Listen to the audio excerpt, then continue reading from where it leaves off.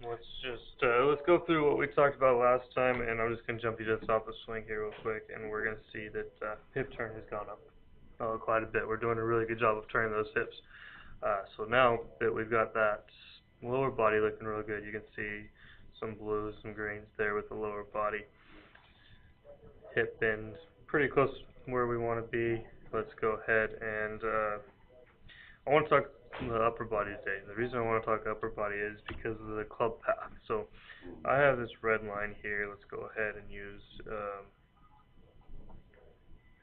wrong person there. Yeah, let's use Johnson. Only the cool dudes, man. Only.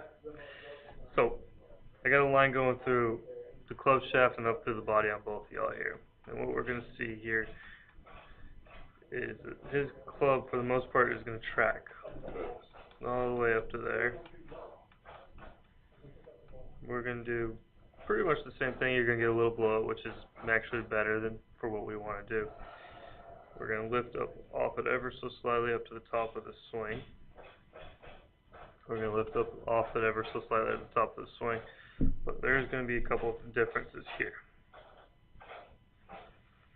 And if you remember during your swing evaluation, I talked about this position of where the club is on the bicep versus where I'd like to see it. And what that's important, why that's important, is because where it's going to get you here in your downswing. Yeah. Whereas he gets back down to that line right here, we're never going to get back to that line again. So we're going to be over our plane, over our club plane the whole way down on the downswing.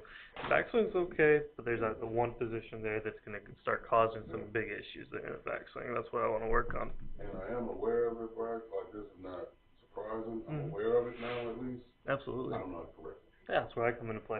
That's my job. So let's go ahead and look at some of the comparisons here.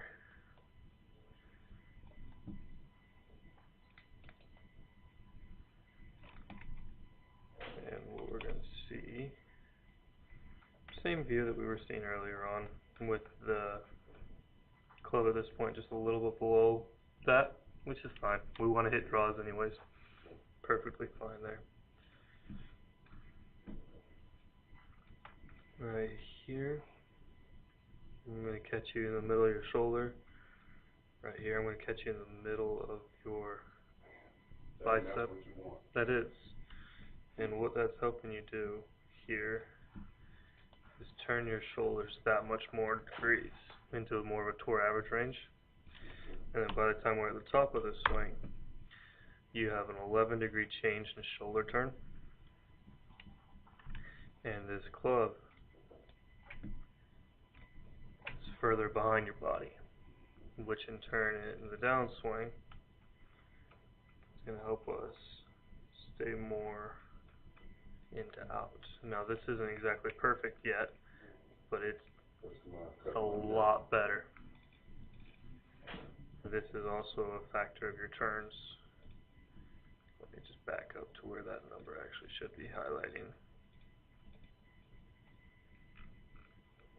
Right there. And we should be highlighting that number there. So you see that you're keeping your shoulders more closed. So essentially keeping your back to the target, letting those hands make more of a downward motion, and then we can make our turn. Right there, club in the hands, club outside the hands. So this is all improvements to your path, and this club can be delivered from more of an outside, or I'm sorry, inside position, whereas this one is going to have to make an adjustment to get that center of the club face in line with the ball by making that club head move that direction, whereas this one can continue moving that direction and hit the golf ball. No manipulation needed there.